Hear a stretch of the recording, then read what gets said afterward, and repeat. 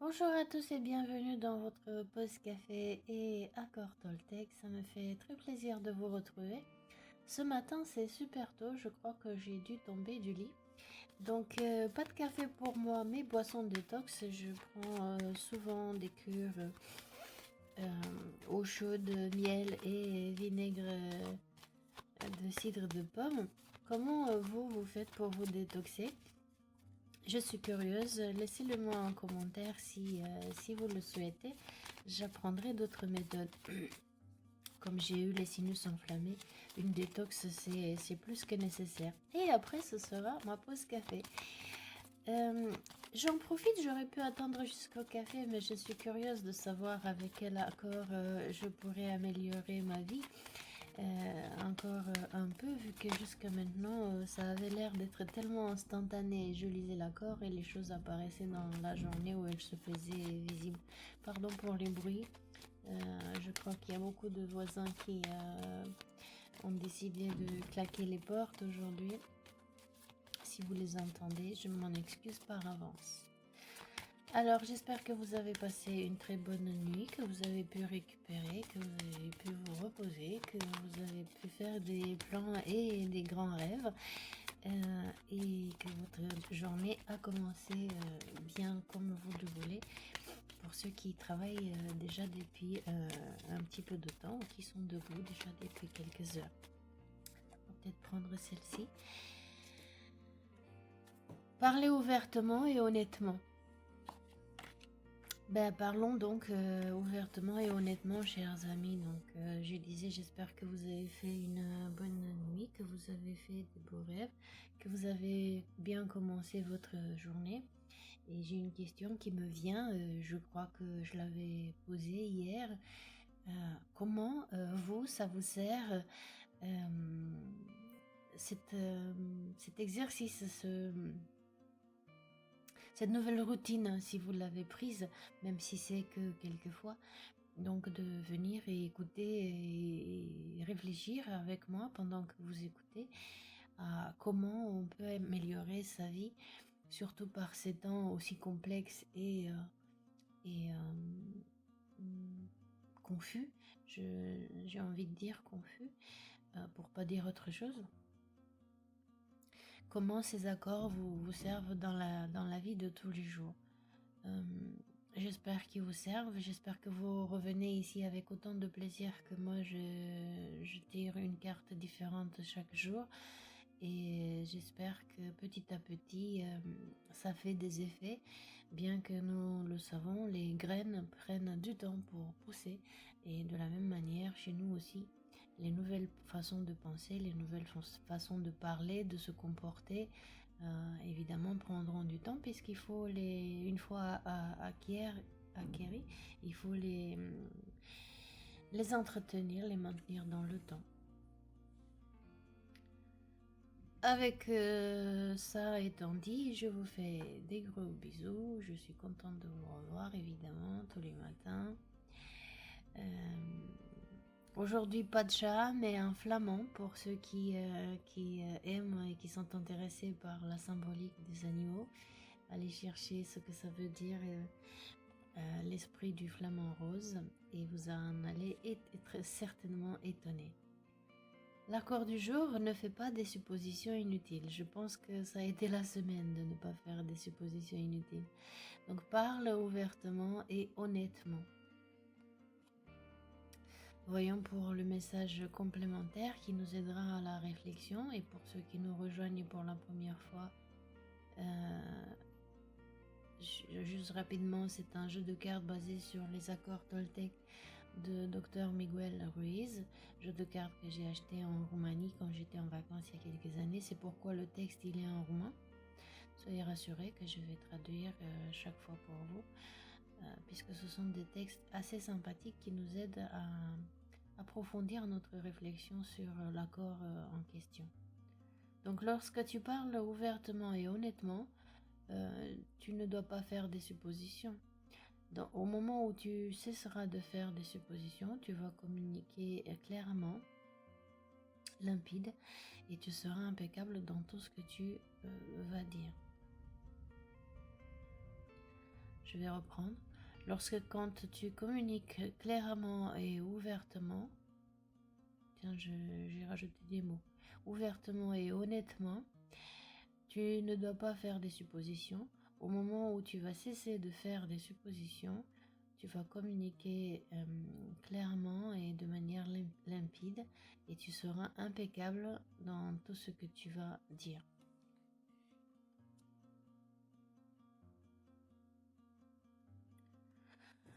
Pour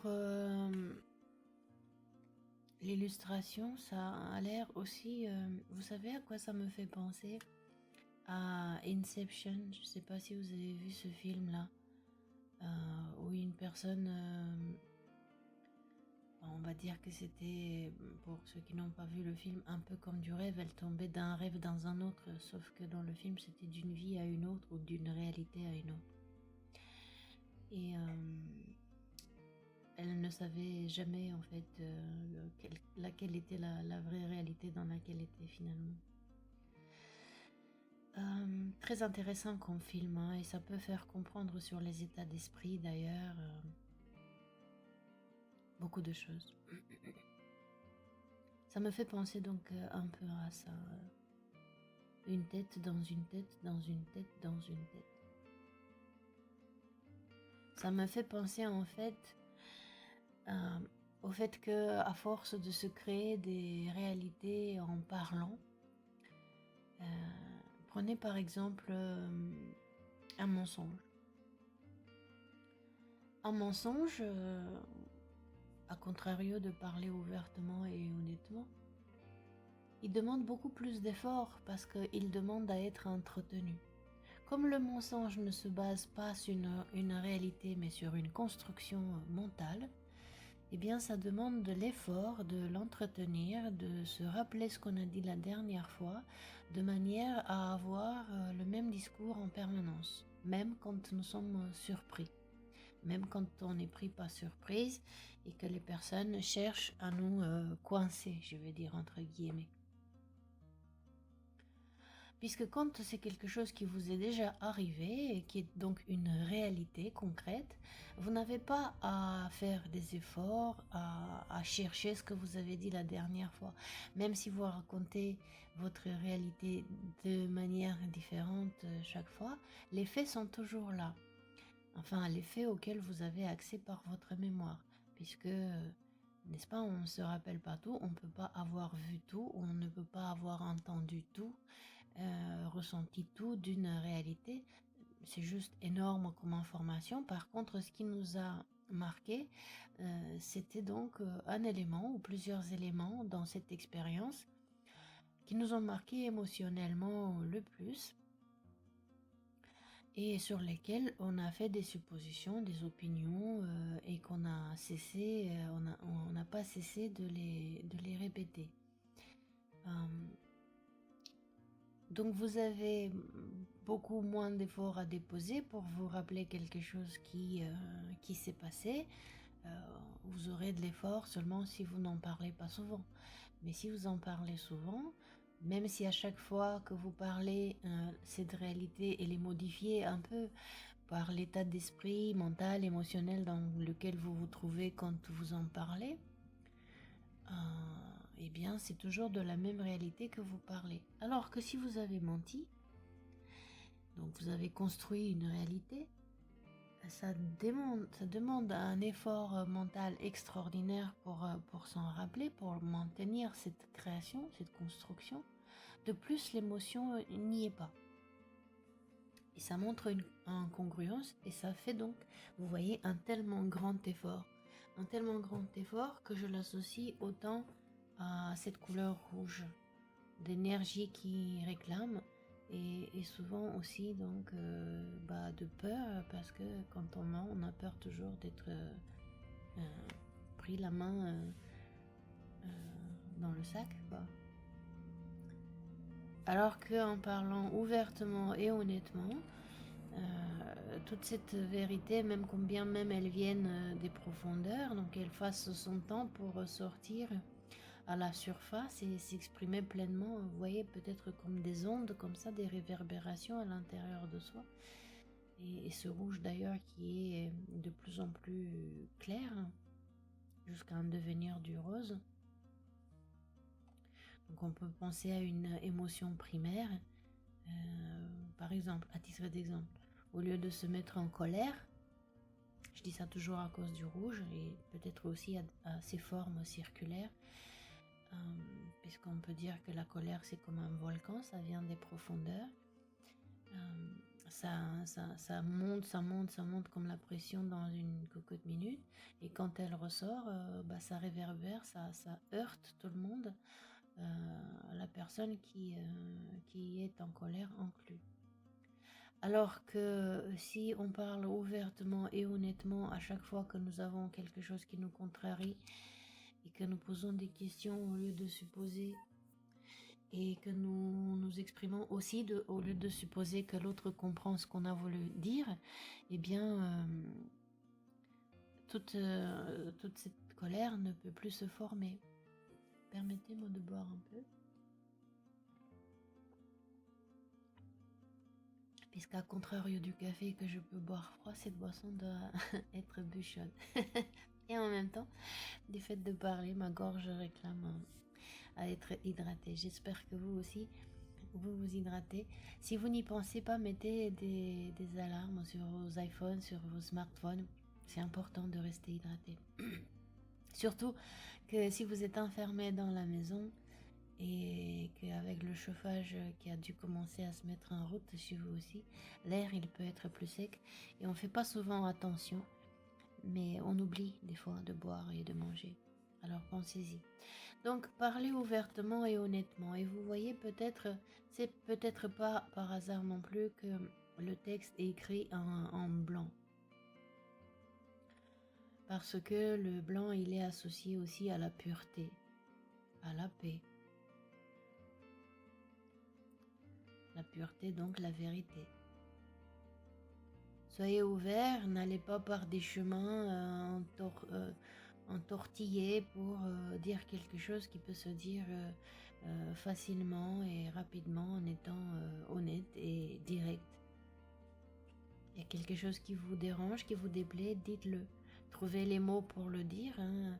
N'y allez pas comme des burins, évidemment. Mettez les formes, même si ça reste donc ouvertement. Mettre les formes, ça ne veut pas dire noyer le poisson, mais utiliser une parole impeccable, claire, honnête, limpide. Alors, pour parler clairement et limpidement, ça commence par soi, puisque nous avons vu à travers d'autres accords aussi, et puis l'expérience de vie, que des fois nous pensons que nous sommes clairs quand nous nous exprimons, mais que peut-être nous sommes mal compris. Et si nous sommes mal compris, en fait, à proprement dit, nous ne sommes pas mal compris. Le message, il est donné par le receveur. L'importance du message est donnée par le receveur. Donc quand on s'adresse à quelqu'un, ce quelqu'un va évidemment comprendre quelque chose. Il connaît les mots, il connaît les intonations. Lui aussi, il sait lire le corps, disons que même si consciemment il ne le sait pas, inconsciemment il le sait. L'être animal en lui sait lire les émotions, les odeurs, les attitudes, les positions corporelles, puisque c'est une question de survie. Il va falloir donc en quelques fractions de secondes qu'il sache s'il est en sécurité, en total bien-être avec vous, ou s'il doit se méfier, se défendre ou carrément fuir. Donc ça nous est resté, heureusement. Si on se basait que sur l'intellect, ça ferait longtemps qu'en tant qu'espèce humaine, on serait disparu. Heureusement qu'il y a cette part d'instinct en nous qui sait nous défendre et qui fait très bien son rôle. Donc, pour éviter, donc je reviens au message, pour éviter que le message soit mal compris, en tout cas de votre point de vue, puisque la personne elle ne comprend pas mal, elle comprend ce qu'elle peut, vu les informations qu'elle reçoit sur le moment et la façon dont elle interprète, n'est-ce pas, l'information qu'elle reçoit. Vous, pour vous assurer que votre message que la personne reçoit et traite est celui que vous avez vraiment voulu et non pas celui qu'elle veut ou qu'elle peut, eh bien, dans ce cas-là, il faut vous assurer par des questions que cette personne, elle a bien compris ce que vous avez voulu dire. Et pour ça, il faut parler clairement et honnêtement, et non pas avec des communications indirectes, de laisser à l'autre le choix et l'effort de lire entre les lignes, de supposer ce que vous avez voulu dire, pour qu'ensuite il y ait des malentendus et tous les problèmes émotionnels, relationnels, tous les conflits qui vont avec. Pour cela, il faut commencer avec soi.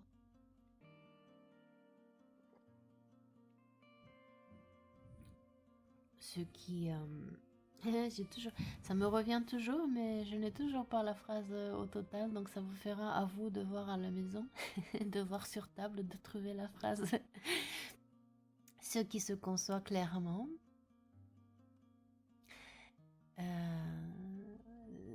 se dit, je ne sais pas comment, c'est non, ce qui se conçoit d'une manière, c'est toujours dans le sens de clair, se dit clairement et les mots pour le dire viennent aisément.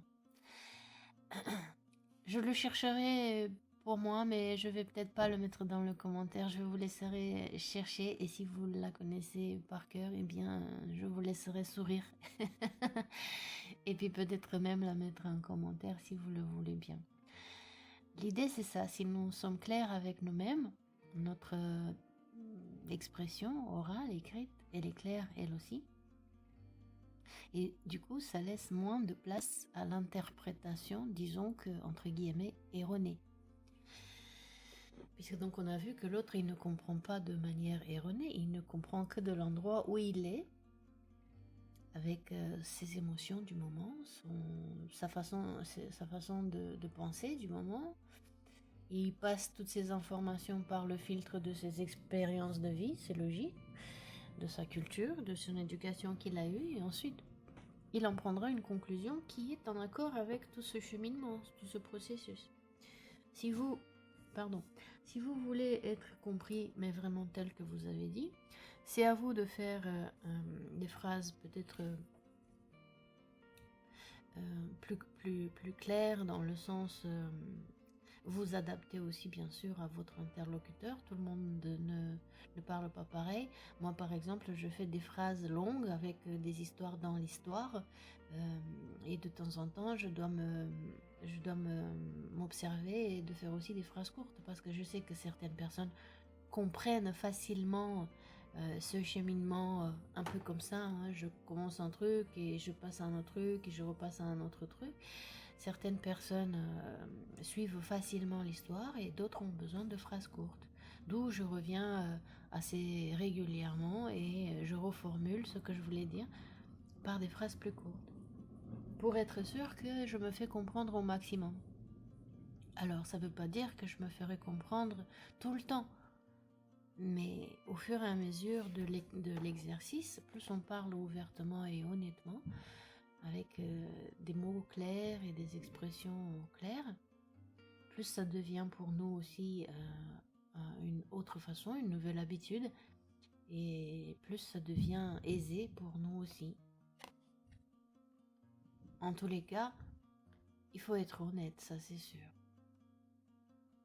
L'honnêteté, ça nous fait gagner à tous en énergie, en bien-être, et aussi être ouvert et direct. Alors direct pour dire les choses telles qu'elles sont, pour éviter à l'autre l'effort de la compréhension, mais qu'est-ce que j'ai bien voulu dire? Un peu comme dans le film La Cité de la Peur, ODIL, mais qu'est-ce que ça peut bien vouloir dire? Mais ça c'était pour la blague. Mais plus vous êtes clair dans votre discussion, et plus l'autre aura moins d'efforts à faire pour vous comprendre, plus aisée la relation sera. Alors ouvertement, ça veut dire quoi aussi? Bien dire les choses telles qu'elles sont, mais la parole inclut aussi de l'écoute. Ça inclut de l'écoute parce que quand vous parlez, la conversation n'est jamais un monologue. sauf si vous êtes autoritaire, totalitaire, un dictateur, un tyran, ce que je ne pense surtout pas. Sinon, vous ne serez pas ici. Mais donc, quand on écoute l'autre, il nous donne des bouts d'informations que l'on reprend dans notre discussion, n'est-ce pas? Puisque c'est une conversation qui s'enrichit de l'expression et de la réponse de l'interlocuteur. Et vous prenez comme dans une boucle de rétroaction, vous intégrez les nouvelles informations qui vous ont été dites et que vous avez écoutées. Si vous n'écoutez pas, vous ne pouvez pas en effet tenir compte de l'autre et votre discussion restera fermée, unilatérale, monologue. Je suis venue dire ce que j'ai eu envie de dire et en fait ça ne m'intéresse pas du tout ce que tu dis. Après évidemment, incompréhension, colère. Vous connaissez le cirque, je ne vous le dis plus. Alors un remède à celui-ci, et visiblement d'après l'accord, Toltec ne fait pas de suppositions inutiles, parle ouvertement et honnêtement.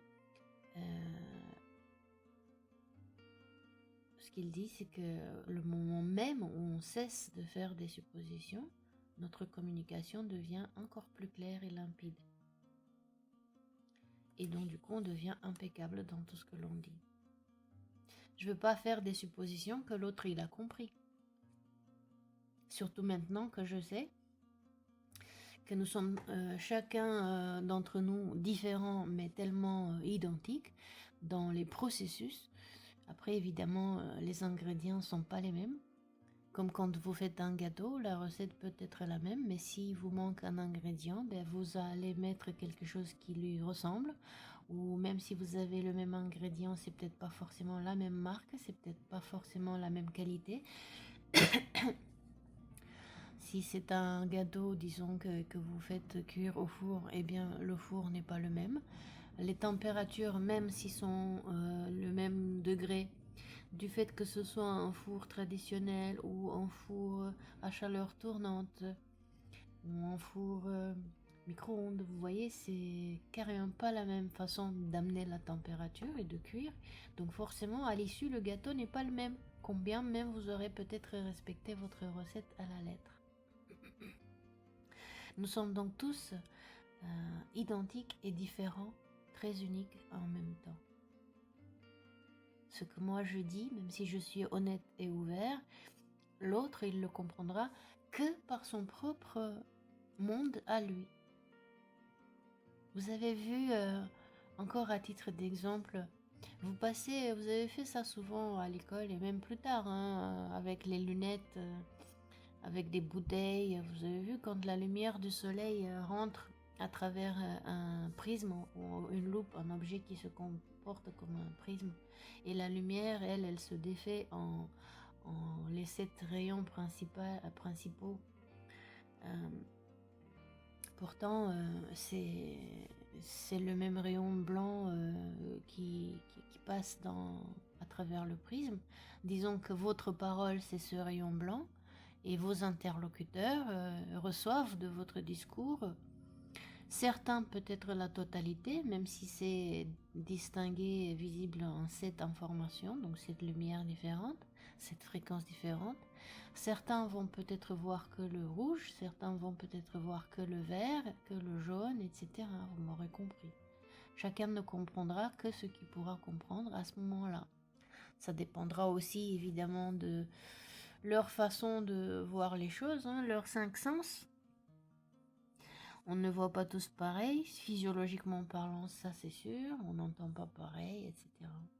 Et ensuite, du fait de l'état d'esprit émotionnel, mental du moment, de l'éducation, on transforme votre information pour que ça ait un sens pour la personne. Je vous ai déjà raconté quelques mésaventures qui m'est arrivé juste quand je suis arrivée en France, mais aussi quand je suis allée aux États-Unis, et pourtant j'ai un bon niveau en langue. Ça ne veut pas dire, la langue n'est pas tout. La langue, ça fait beaucoup pour nous comprendre, mais ça fait pas tout. Il y a déjà des expressions que tout le monde n'utilise pas. Si vous regardez que, ne serait-ce qu'au niveau de vos enfants, ils ont leur langage à eux, codé, vous ne le comprenez pas. Et puis voilà, ça fait des mauvaises communications, tout simplement parce que l'information n'est pas perçue et traduite pareil. Alors, pour s'assurer donc d'une communication de qualité, d'une relation de qualité, parlez ouvertement et honnêtement. Soyez vrai avec vous-même et avec les autres, et soyez ouvert aussi. Ouvert, ça vient du fait qu'on écoute aussi et on reçoit aussi l'information, le feedback de l'autre, le retour de l'autre. Donc ouvert dans le sens où on exprime avec plus de clarté ce que l'on dit pour éviter donc de faire des serpentines, des ondes, des entourloupes, des figures comme ça, des fioritures de langage qui perdraient notre interlocuteur. Et surtout, vous vous adaptez, n'est-ce pas, à votre interlocuteur. Si votre interlocuteur est un littéraire, alors là, un rêveur, c'est sûr, vous pouvez lui parler avec autant de fioritures et d'histoire dans l'histoire que vous voudrez. Il arrivera à vous suivre. Quelqu'un d'autre qui a besoin d'un langage vraiment tac, tac, tac, sujet, verbe, complément, celui-là, vous adaptez à lui. Il ne comprendra pas vos fioritures. Voilà ce que je peux voir pour le moment. À vous aussi de faire vos propres associations et voir comment vous le rapprochez par rapport à des situations que vous vivez ou vous avez vécues dans votre vie. Si c'est pas vous, c'est peut-être des gens autour de vous qui ont ce langage qui n'est pas clair et qui n'est pas honnête. Et donc vous le savez vous aussi, donc ne pas faire des suppositions inutiles et aider cette personne à être plus honnête et plus claire dans son discours en la questionnant. Juste vous dites, juste comme ça pour moi, juste pour comprendre. Quand tu dis ça, qu'est-ce que tu voulais dire? Pour être sûr, pour être sûr. Comme ça, vous évitez de l'accuser. Oh, tu parles pas clairement parce que personne n'aime à être accusé et pointé du doigt. Donc ne faites pas de suppositions inutiles, parlez ouvertement et honnêtement. Lorsque tu parles ouvertement et honnêtement, tu ne dois plus faire des suppositions, tu n'as plus à faire des suppositions. Au moment même où tu vas cesser de faire des suppositions, tu vas communiquer encore plus clairement et limpidement et tu seras impeccable dans tout ce que tu diras. Eh bien, je vous remercie d'avoir passé ces moments de réflexion sympathiques ensemble. Voyez comment vous pouvez implémenter cet accord dans votre vie de tous les jours, dès demain, ou peut-être dès demain, sachant aussi que la nuit porte conseil. En ce qui me concerne, j'ai déjà observé et j'ai déjà une idée comment je pourrais le mettre en pratique pour m'assurer que ma communication soit encore mieux perçue et qu'elle soit au plus proche de ce que je dis. Je vous souhaite une excellente journée et je vous donne rendez-vous demain pour une autre tasse de café.